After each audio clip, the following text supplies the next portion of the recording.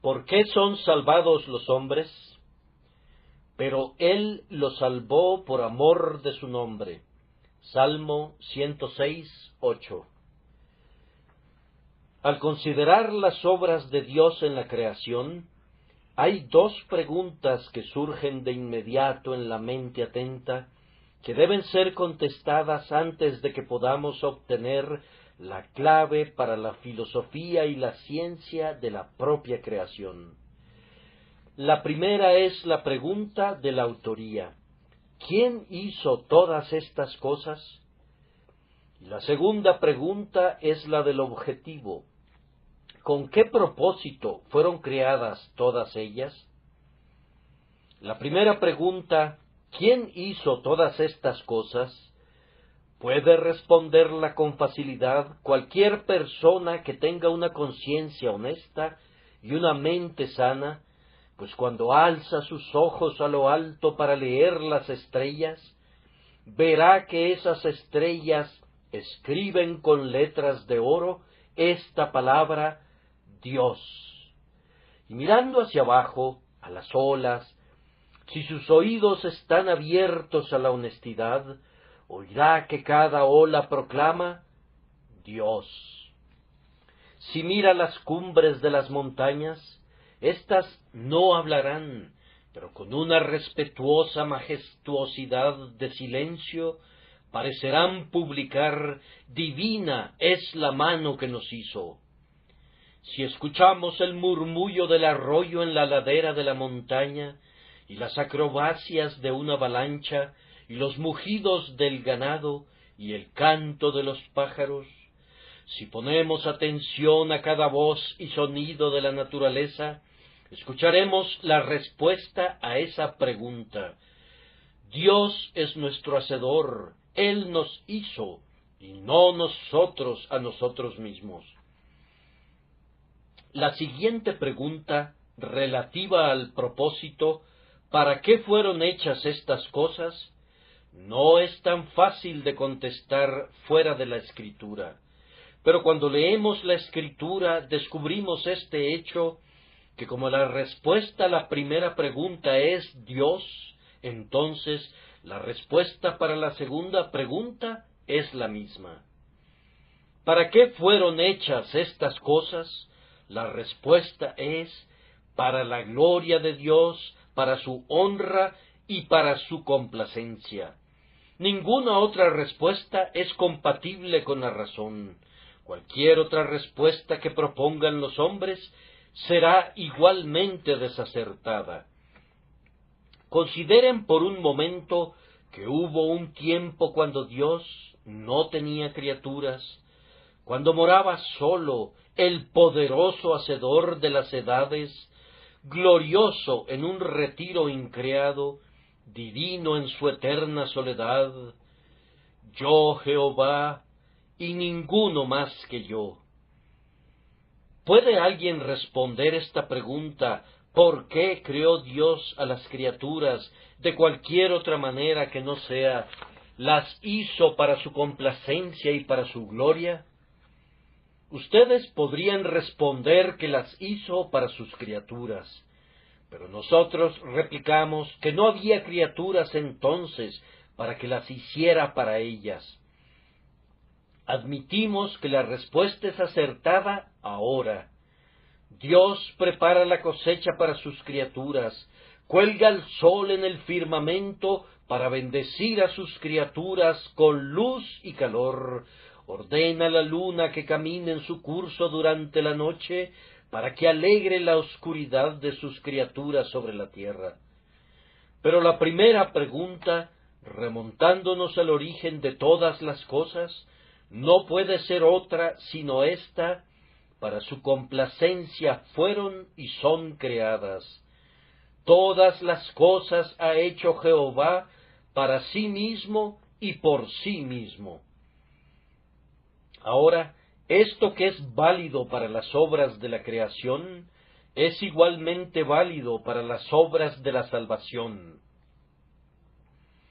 Alcen sus ojos a lo alto, más arriba de aquellas estrellas que centellean sobre el piso del cielo, miren a lo alto, donde los espíritus vestidos de blanco, más claros que la luz, brillan como estrellas en su magnificencia.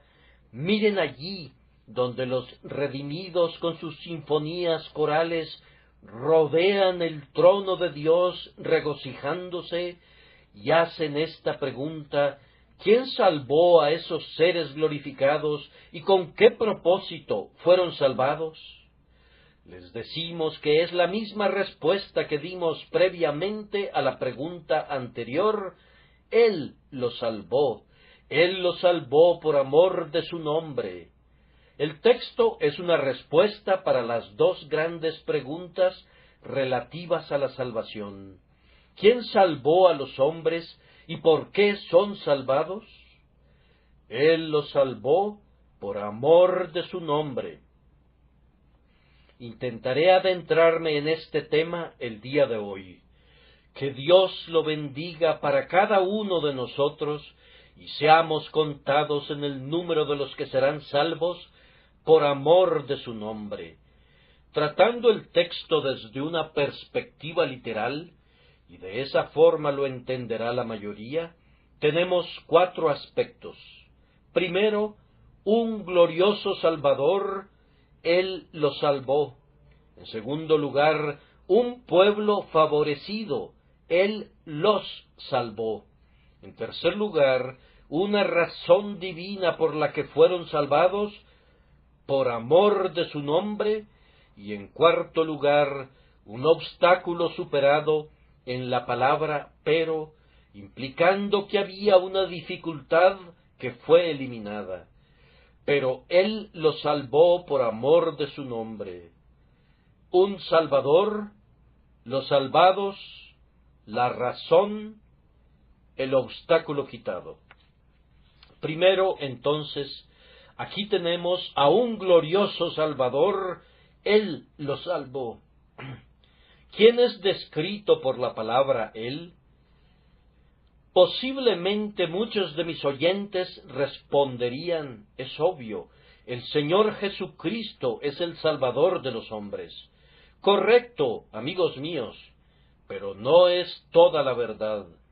Jesucristo es el Salvador, pero no más que Dios el Padre o Dios el Espíritu Santo. Algunas personas que ignoran el sistema de la verdad divina piensan que Dios el Padre es un grandioso ser lleno de ira y enojo y justicia, pero que no tiene nada de amor. Piensan que Dios el Espíritu es tal vez una mera influencia que procede del Padre y del Hijo. Nada puede ser más incorrecto que esas opiniones. Es cierto que el Hijo me redime, pero recuerden que el Padre entregó a su Hijo a la muerte por mí, y el Padre me eligió con una elección eterna de su gracia. El Padre borra mi pecado, el Padre me acepta y me adopta en su familia por medio de Cristo. El Hijo no podría salvar sin el Padre, de la misma manera que el Padre no podría salvar sin el Hijo. Y en cuanto al Espíritu Santo, si el Hijo redime, ¿no saben que el Espíritu Santo regenera? Él es quien nos hace nuevas criaturas en Cristo, el que nos engendra otra vez a una esperanza viva, quien purifica nuestra alma, quien santifica nuestro espíritu, y quien, al final, nos presenta sin mancha y sin fallas delante del trono del Altísimo, aceptos en el amado. Cuando tú dices Salvador, recuerda que hay una Trinidad en esa palabra, el Padre, el Hijo y el Espíritu Santo, siendo este Salvador 3 personas bajo un solo nombre. Tú no puedes ser salvado por el Hijo sin el Padre, ni por el Padre sin el Hijo, ni por el Padre y el Hijo sin el Espíritu. Pero así como son uno en la creación, así son uno en la salvación, trabajando juntos en un Dios para nuestra salvación, y a ese Dios sea la gloria eterna, mundo sin fin. Amén. Pero observen cómo en este pasaje este ser divino reclama la salvación enteramente para él. Pero él los salvó. Moisés, ¿dónde estás tú? ¿Acaso no los salvaste tú, Moisés? Tú alzaste la vara sobre el mar y se dividió en dos mitades. Tú elevaste tu oración al cielo, y las ranas llegaron, y las moscas abundaron, y el agua se convirtió en sangre, y el granizo azotó la tierra de Egipto. Moisés, ¿acaso no fuiste su salvador? Y tú, Aarón, tú ofreciste los novillos que Dios aceptaba, tú los condujiste junto con Moisés a través del desierto. ¿No fuiste tú el salvador de ellos? Ellos mismos responden, no, nosotros fuimos los instrumentos, pero Él los salvó. Dios hizo uso de nosotros, pero toda la gloria es para su nombre, y no para nosotros. Pero Israel, tú fuiste un pueblo fuerte y poderoso, ¿no te salvaste a ti mismo? Tal vez fue debido a tu propia santidad que el mar rojo se secó, tal vez las aguas partidas estaban aterradas por la piedad de los santos que estaban parados en sus márgenes. Tal vez fue Israel quien se libró a sí mismo. No, no, dice la palabra de Dios, Él los salvó. Ellos no se salvaron a sí mismos, ni sus semejantes los redimieron.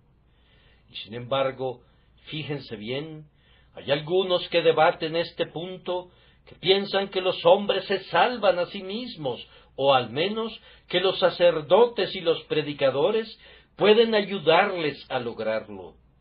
Nosotros afirmamos que el predicador, bajo el poder de Dios, puede ser instrumento para cautivar la atención del hombre, para advertirle y para sacudirlo.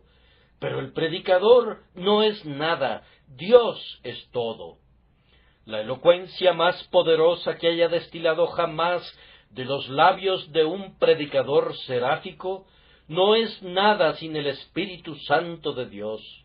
Ni Pablo, ni Apolos, ni Cefas cuentan para nada. El crecimiento lo ha dado Dios, y Dios debe llevarse toda la gloria. Hay algunas personas que encontramos por aquí y por allá que dicen, yo soy convertido del Señor tal y tal. Yo soy un convertido del reverendo doctor esto o aquello. Bien, si lo es usted, Señor, no le puedo ofrecer mucha esperanza del cielo. Únicamente los convertidos de Dios van allá, no prosélitos de hombre, sino los redimidos del Señor. Oh, es algo de escasa importancia convertir a un hombre a nuestras propias opiniones. Es grande ser el instrumento de convertir a esa persona al Señor nuestro Dios.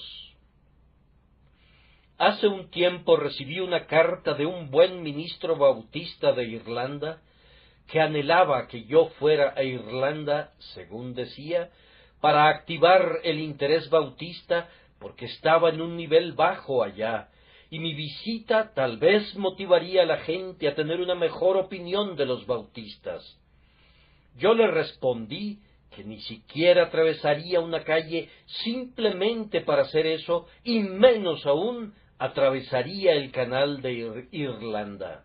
No pensaría en ir a Irlanda por eso, pero si pudiera ir para ser cristianos bajo el poder de Dios y ser el medio de traer hombres a Cristo, dejaría al criterio de ellos lo que fueran después y confiaría que el Espíritu Santo de Dios los dirigiera y guiara para que consideraran cuál denominación es más afín con la verdad de Dios. Hermanos, yo podría hacerlos a todos ustedes bautistas, tal vez, y sin embargo no se habrían beneficiado en nada por ello, podría convertirlos a todos de esa manera, pero una conversión así equivaldría a que fuesen lavados para tener más grandes manchas, para convertirse en hipócritas y no en santos. He visto algo de la conversión en gran escala. Se han levantado grandes promotores del avivamiento, han predicado tronantes sermones que han hecho que las rodillas de los hombres chocaran entre sí. ¡Qué hombre tan maravilloso!, ha dicho la gente, ha convertido a tantos con un solo sermón. Pero busquen a sus convertidos un mes después, ¿y dónde estarán? Verán a alguno de ellos en la cantina, oirán que otros siguen maldiciendo, descubrirán que otros son pillos y timadores, porque no eran convertidos de Dios, sino únicamente del hombre.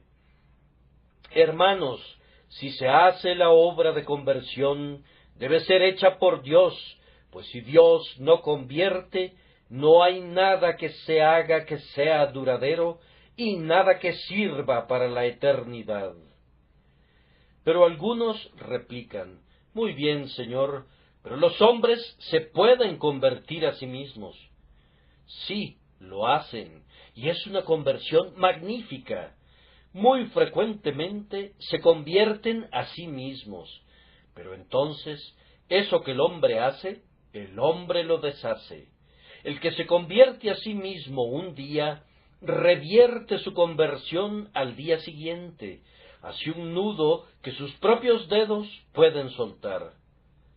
Recuerden esto, ustedes pueden convertirse a ustedes mismos una docena de veces, pero lo que es nacido de la carne, carne es, y no puede ver el reino de Dios. Es únicamente lo que es nacido del Espíritu, lo que es Espíritu, lo que es susceptible de ser reunido en el ámbito del Espíritu al final, donde solamente se encontrarán cosas espirituales delante del trono del Altísimo. Debemos reservar esta prerrogativa enteramente para Dios. Si alguien declarara que Dios no es creador, le tildaríamos de infiel. Si negara la doctrina de que Dios es el hacedor absoluto de todas las cosas, nos opondríamos de inmediato, porque el que quita a Dios del trono de la misericordia, comparado con el que le quita del trono de la creación, es un infiel de la peor calaña, por ser más engañoso, pues dice a los hombres que se pueden convertir a sí mismos, en vez de reconocer que Dios lo hace todo. Él solamente, el grandioso Jehová, Padre, Hijo y Espíritu Santo, Él los salvó por amor de su nombre. Así he procurado exponer con claridad la primera verdad del divino y glorioso Salvador. Ahora, en segundo lugar, las personas favorecidas. Él los salvó. ¿Quiénes son ellos? Ustedes responderán: ellos eran las personas más respetables que pudieran encontrarse en el mundo. Eran personas muy entregadas a la oración, amantes, santas y llenas de mérito. Y por tanto, debido a que eran buenas, Él las salvó. Muy bien, esa es su opinión. Yo les diré lo que dijo Moisés: nuestros padres en Egipto no entendieron tus maravillas, no se acordaron de la muchedumbre de tus misericordias, sino que se rebelaron junto al mar, el mar rojo, pero Él los salvó. Lean el versículo 7 y conocerán su carácter. En primer lugar, eran personas necias. Nuestros padres en Egipto no entendieron tus maravillas. A continuación, eran personas malagradecidas, no se acordaron de la muchedumbre de tus misericordias. En tercer lugar, eran personas rebeldes, sino que se rebelaron junto al mar, el mar Rojo. Ah, estas son las personas que salva la gracia inmerecida.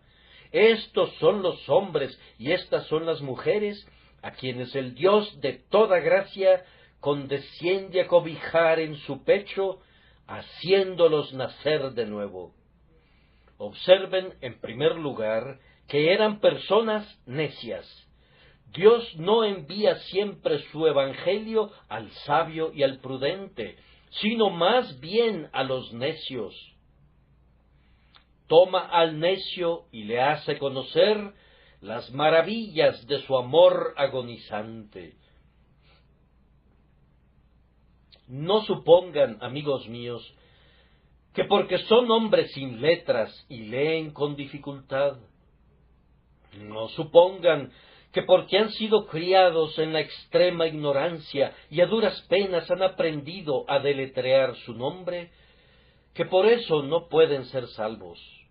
La gracia de Dios puede salvarlos y luego iluminarlos. Un hermano ministro me contó una vez la historia de un hombre que era conocido como un tonto en una cierta aldea, y era considerado siempre como un cabeza hueca. Nadie creía que pudiera entender algo. Pero un día se acercó a oír la predicación del Evangelio. Había sido un borracho y tenía suficiente ingenio para ser malvado, que es una forma de ingenio muy común. Le agradó al Señor bendecir la palabra a su alma, de tal forma que fue un hombre cambiado, y lo que resultó una maravilla es que su religión le dio un algo que comenzó a desarrollar sus facultades latentes. Descubrió que tenía algo por qué vivir y comenzó a hacer lo que podía. En primer lugar, él quería leer su Biblia para poder leer el nombre de su Salvador, y después de muchos martilleos y deletreos, al final fue capaz de leer un capítulo. Luego se le pidió que orara en una reunión de oración. Así podía ejercitar sus poderes vocales. Su oración la conformaron 5 o 6 palabras, y se sentó lleno de vergüenza. Pero debido a que oraba continuamente con su propia familia en casa, pudo llegar a orar como el resto de los hermanos, y prosiguió hasta que se convirtió en un predicador, y, cosa muy singular, poseía una fluidez, una profundidad de entendimiento y un poder de pensamiento que difícilmente se encuentran entre los ministros que sólo ocasionalmente ocupan los púlpitos. Fue muy sorprendente que la gracia contribuyera a desarrollar sus poderes naturales, dándole un objetivo y dándole firmeza y devoción para cumplirlo, sacando así a la luz todos sus recursos para que fueran plenamente manifiestos. Ah, quienes son ignorantes no deben ceder ante la desesperación. Él los salvó, no por sus méritos, pues no había nada en ellos por lo que deberían ser salvados. Él los salvó, no debido a su sabiduría, sino que, aunque eran ignorantes y no entendían el significado de sus milagros, Él los salvó por amor de su nombre. Además, observen que eran personas muy ingratas, y sin embargo, Él las salvó, las libró un sinnúmero de veces, y obró poderosos milagros para su beneficio, pero aún así se rebelaron. Ah, sucede lo mismo contigo, apreciado oyente. Has sido rescatado muchas veces del borde de la tumba. Dios te ha dado casa y comida día tras día, y te ha dado provisión, y te ha guardado hasta esta hora. Pero cuán ingrato has sido. Como dijo Isaías, el buey conoce a su dueño, y el asno el pesebre de su señor. Israel no entiende, mi pueblo no tiene conocimiento. ¿Cuántos hay en esta condición que han recibido tantos favores de Dios que no les bastaría un año para relatar su historia? Mas, sin embargo, ¿han hecho algo alguna vez por él? Ellos no conservarían un caballo que no trabajara para ellos, y ni siquiera un perro que no los reconociera. Pero aquí tenemos a Dios. Él los ha sostenido día a día, y ellos a cambio han hecho mucho en contra de él, pero no han hecho nada por él. Él ha puesto el pan en sus propias bocas, los ha nutrido y ha sostenido su fortaleza, y ellos han derrochado esa fortaleza en desafiarle, en maldecir su nombre y en quebrantar su día de reposo. Pero él los salvó. Algunas personas de este tipo han sido salvadas. Yo espero que habrá aquí algunos que sean salvados por la gracia vencedora y sean hechos hombres nuevos por el poder eficaz del Espíritu de Dios.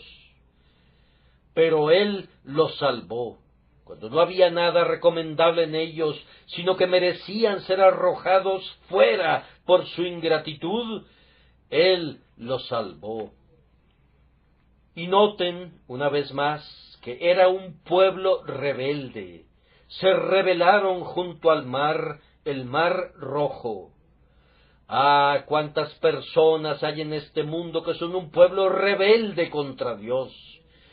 Si Dios fuera semejante al hombre, ¿quién de nosotros estaría aquí hoy? Si somos provocados una vez o dos veces, alzamos nuestra mano. En algunos hombres la pasión arde frente a la primera ofensa. Otros, que son más plácidos, pueden soportar ofensa tras ofensa hasta que al fin dicen: todo tiene un límite y ya no puedo soportar más. O acabas con esto o acabo contigo. Ah, si Dios tuviese ese temperamento, ¿dónde estaríamos? Bien podría decir: mis pensamientos no son vuestros pensamientos, porque yo Jehová no cambio. Por esto, hijos de Jacob, no habéis sido consumidos. Era un pueblo rebelde, pero él lo salvó. ¿Te has rebelado contra Dios? Ten ánimo. Si te arrepientes, Dios ha prometido salvarte. Es más, Él puede darte el arrepentimiento e inclusive darte la remisión de los pecados, pues Él salva al pueblo rebelde por amor de su nombre. Me parece que algunos de mis oyentes dirán: bien, Señor, eso es promover realmente el pecado. ¿De veras, amigo? ¿Por qué? Porque le está hablando a los peores hombres y les está diciendo que a pesar de todo, todavía pueden ser salvos. A ver, cuando me dirigí a los peores hombres, ¿te hablé a ti o no? Tú respondes: no, yo soy uno de los hombres más respetables y de los mejores que hay. Bien, entonces, caballero, no tengo ninguna necesidad de predicarte, pues tú piensas que no lo necesitas. Los sanos no tienen necesidad de médico, sino los enfermos. Pero estas pobres personas, a quienes tú dices que estoy alentando a pecar, necesitan que se les predique. Te dejo. Buenos días. Tú guardas tu propio evangelio, y me pregunto si con él encontrarás tu camino al cielo. No, no me pregunto. Yo sé que no lo encontrarás, a menos que seas conducido como un pobre pecador a creer en las palabras de Cristo y ser salvado por amor de su nombre. Pero yo me despido de ti y continuaré mi camino. ¿Pero por qué dices que yo aliento a los hombres a pecar? Yo los invito a que se arrepientan del pecado. Yo no dije que Él salvó al pueblo rebelde y que luego permitió que se rebelara contra Él como lo había hecho antes. Yo no dije que Él salvó al pueblo impío y que luego le permitió que pecara como lo hacía antes. Pero ustedes conocen el significado de la palabra salvados. Lo expliqué la otra mañana. La palabra salvados no quiere decir simplemente llevar a los hombres al cielo. Quiere decir algo más. Quiere decir salvarlos de sus pecados. Quiere decir darles un nuevo corazón, espíritus nuevos, vidas nuevas. Significa hacerlos hombres nuevos. Hay algo de licencioso cuando se dice que Cristo toma a los pecadores de los hombres para convertirlos en santos. Si lo hay, yo no puedo verlo. Yo solo deseo que Él tome a los peores de esta congregación y los convierte en santos del Dios vivo, y entonces habría mucho menos libertinaje.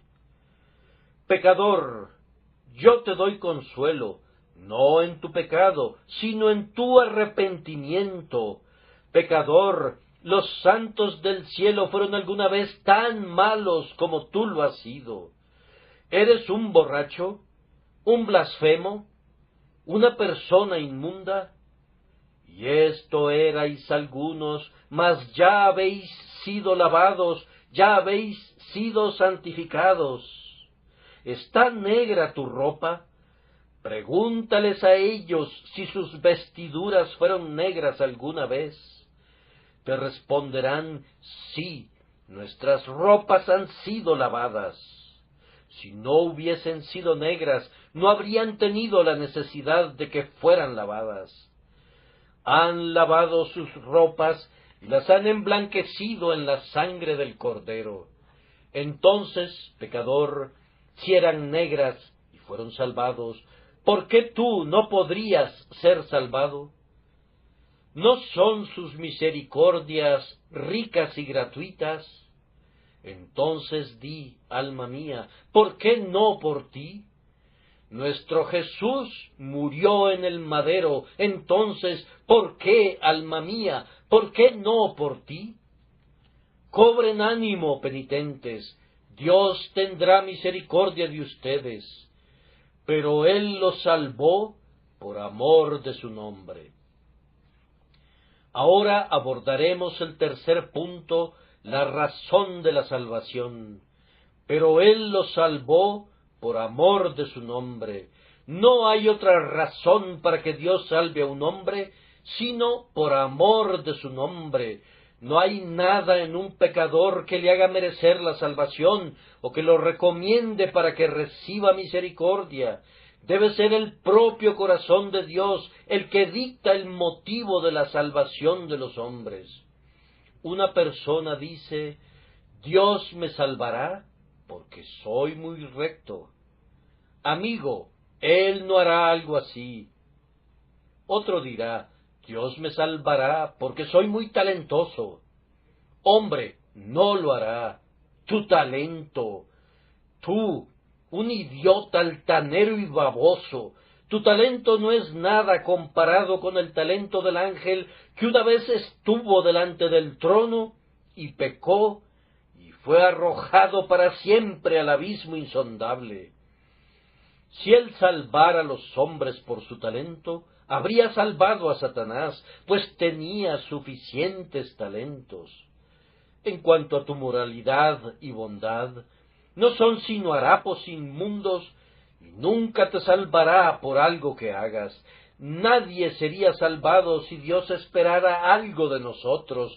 Debemos ser salvados pura y simplemente por razones vinculadas a Él mismo, y que se anidan en su propio pecho. Bendito sea su nombre, Él nos salva por amor de su nombre. ¿Qué quiere decir eso? Pienso que significa esto. El nombre de Dios es su persona, sus atributos y su naturaleza. Por amor de su naturaleza, por amor de sus mismos atributos, Él salvó a los hombres y, tal vez, podemos incluir esto también, mi nombre está en él, esto es, en Cristo. Él nos salva por amor de Cristo, que es el nombre de Dios. ¿Y qué significa eso? Pienso que significa esto. Él lo salvó, primero, para manifestar su naturaleza. Dios es todo amor, y Él quería manifestarlo. Mostró ese amor cuando hizo el sol, la luna y las estrellas, y esparció las flores en la tierra verde y sonriente. Mostró su amor cuando hizo que el aire fuera un bálsamo para el cuerpo, y la luz del sol fuera alegría para el ojo. Él nos calienta en el invierno con abrigos y con el combustible que ha almacenado en las entrañas de la tierra. Pero quería revelarse todavía más. ¿Cómo puedo mostrarles que los amo con todo mi infinito corazón? Entregaré a la muerte a mi Hijo para que salve a los peores de ellos, y así manifestaré mi naturaleza. Y Dios lo ha hecho. Él ha manifestado su poder, su justicia, su amor, su fidelidad y su verdad. Él ha manifestado su ser entero en la grandiosa plataforma de la salvación. Fue, por decirlo así, el balcón en el que se asomó Dios para mostrarse al hombre, el balcón de la salvación. De esta manera se manifestó a sí mismo mediante la salvación de las almas de los hombres. Lo hizo también para vindicar su naturaleza. Algunos dicen que Dios es cruel. Ellos le llaman perversamente un tirano. Ah, dice Dios, pero voy a salvar a los peores pecadores y vindicaré mi nombre, voy a borrar el estigma, voy a quitar la mancha. Ellos no serán capaces de referirse a mí de esa manera, a menos que sean unos mentirosos inmundos, pues yo seré abundantemente misericordioso. Voy a quitar esta mancha, y ellos verán que mi grandioso nombre es un nombre de amor. Y agregó esto: haré esto por amor de mi nombre, esto es, para hacer que este pueblo ame mi nombre. Yo sé que si tomo a los mejores de los hombres y los salvo, ellos amarán mi nombre. Pero si tomo a los peores hombres, ¡oh, cómo me van a amar! Si voy y tomo a algunos que son la hez de la tierra y los hago mis hijos, ¡oh, cuánto me van a amar! Entonces serán leales a mi nombre, lo considerarán más dulce que la melodía, será más precioso para ellos que el perfume de nardo de los mercaderes orientales. Lo valorarán como el oro, sí, más que el oro fino. El hombre que me ama más es el hombre al que se le han perdonado más pecados. Él debe mucho, por tanto, amará mucho. Esta es la razón por la que Dios escoge a menudo a los peores hombres para ser los suyos. Un viejo escritor dijo: todas las esculturas del cielo fueron hechas con madera nudosa. El templo de Dios, el Rey del cielo, es de cedro, pero los cedros eran todos árboles nudosos antes que él los cortara. Eligió a los peores para manifestar su destreza y su pericia, para hacerse un nombre, como está escrito: y será Jehová por nombre, por señal eterna que nunca será raída. Ahora, queridos oyentes, cualquiera que sea su condición, aquí hay algo que les ofrezco y que es muy digno de su consideración, es decir, que si somos salvados por amor de Dios, por amor de su nombre, y no por nosotros mismos. Ahora, esto coloca a todos los hombres en un mismo nivel en lo que concierne a la salvación. Supongan que para entrar a este jardín, el Royal Surrey Gardens, se hubiese establecido la regla que cada persona debía mencionar mi nombre como clave de admisión. La ley es: ningún hombre será admitido por su rango o título, sino únicamente por la mención de un cierto nombre. Allí viene un noble, menciona el nombre y entra. Allí viene un mendigo, cubierto de harapos, menciona el nombre. La ley dice que es solamente la mención del nombre la que concederá la admisión, y él lo menciona y entra, pues no hay ninguna otra distinción. De este modo, mi señora dama, si usted viene con toda su moralidad, deberá hacer uso de su nombre, y si tú vienes, pobre habitante inmundo de un sótano o de un desván, y mencionas su nombre, las puertas se abrirán de par en par, pues hay salvación para todo aquel que haga mención del nombre de Cristo y sólo de ese nombre. Esto abate el orgullo de los moralistas, humilla la autoexaltación del que presume justicia propia y nos coloca a todos como pecadores culpables en igualdad de condiciones delante de Dios para recibir misericordia de sus manos, por amor de su nombre y únicamente por esa razón. Pero ya me he detenido demasiado. Permítanme concluir haciendo un comentario de los obstáculos superados que están sugeridos en la palabra pero, y lo haré de una manera que intenta ser interesante en la forma de una parábola.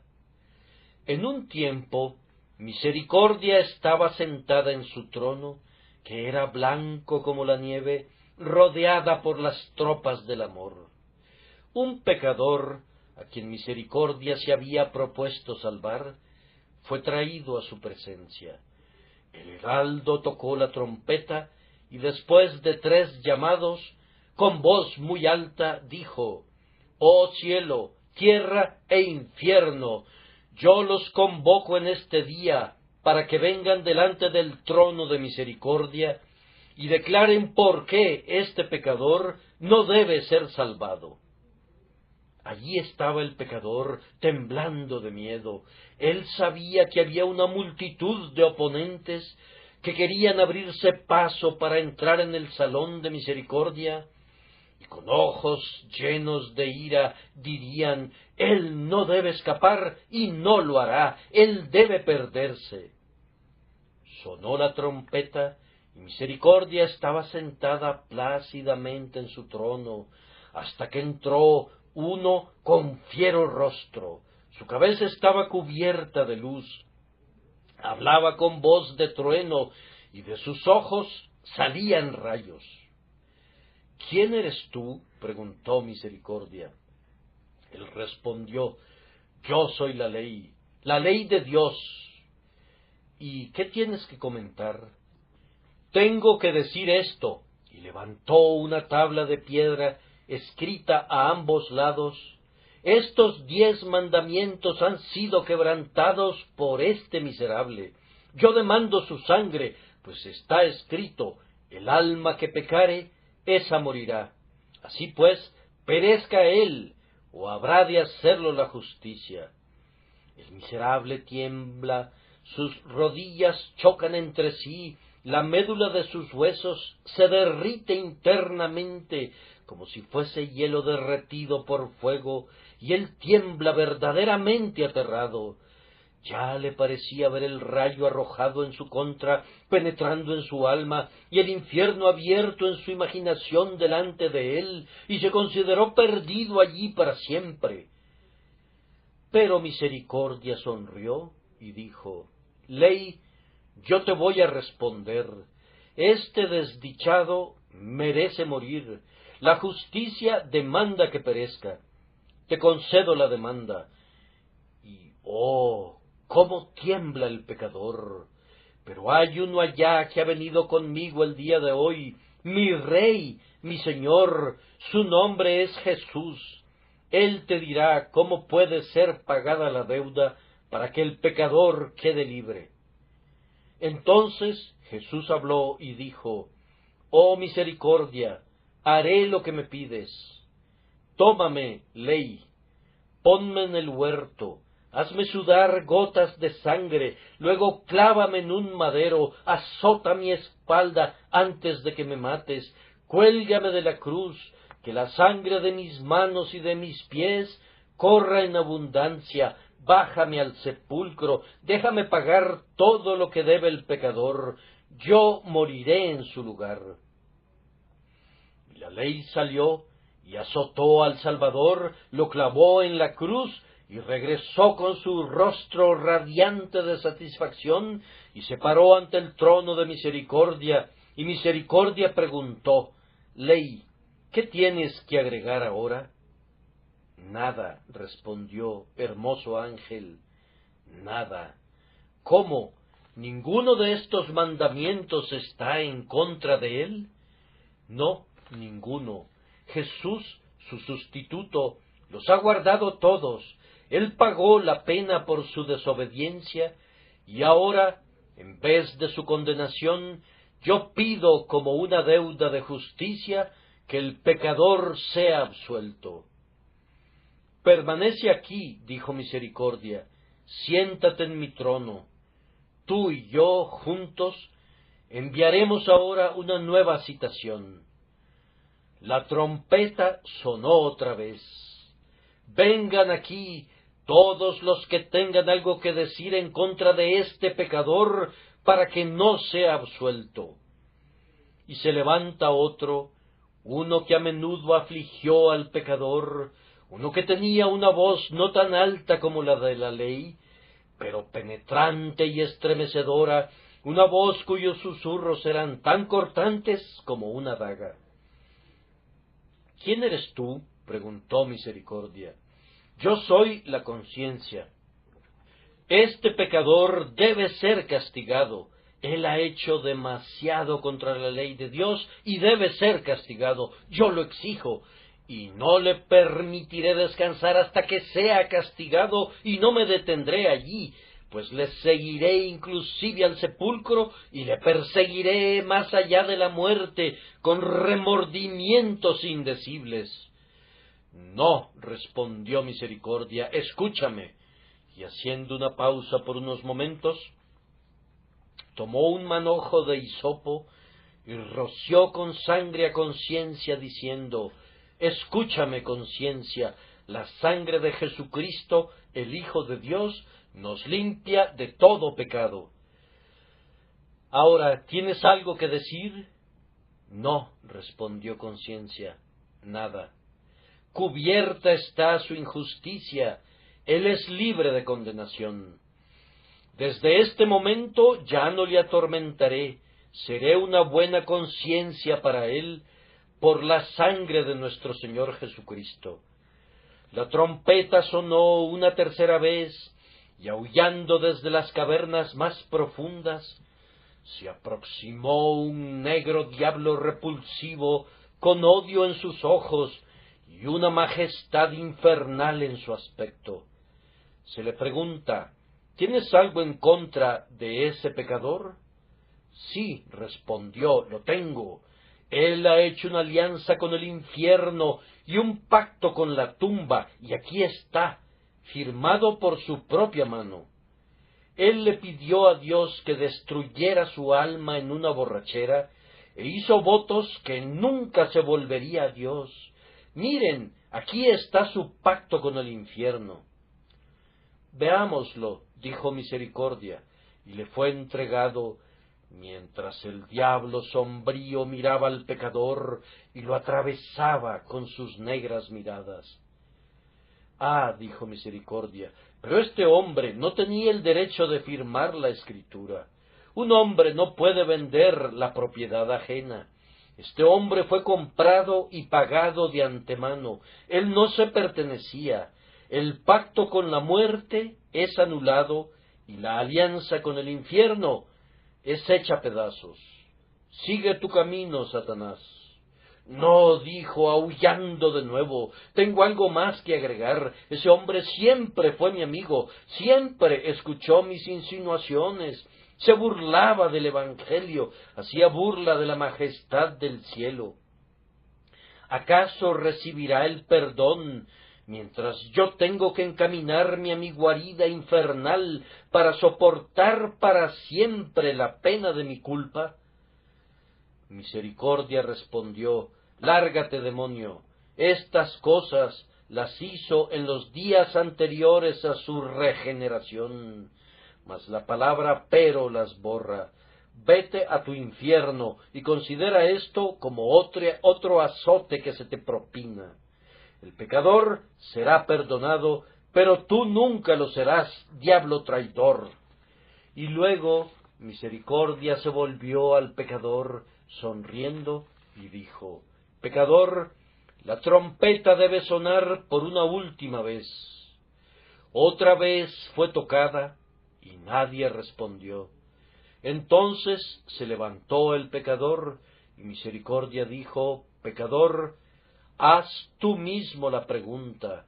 Pregunta al cielo, a la tierra y al infierno. Pregunta si alguien puede condenarte. Y el pecador, puesto de pie, con una voz alta y valerosa, preguntó: ¿Quién acusará a los escogidos de Dios?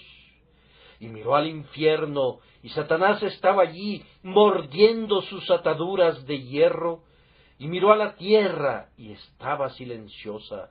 Y en la majestad de la fe, el pecador subió al mismo cielo y preguntó: ¿Quién acusará a los escogidos de Dios? Dios. Y vino la respuesta: no, Él justifica. Cristo. Y fue susurrado dulcemente: no, Él murió.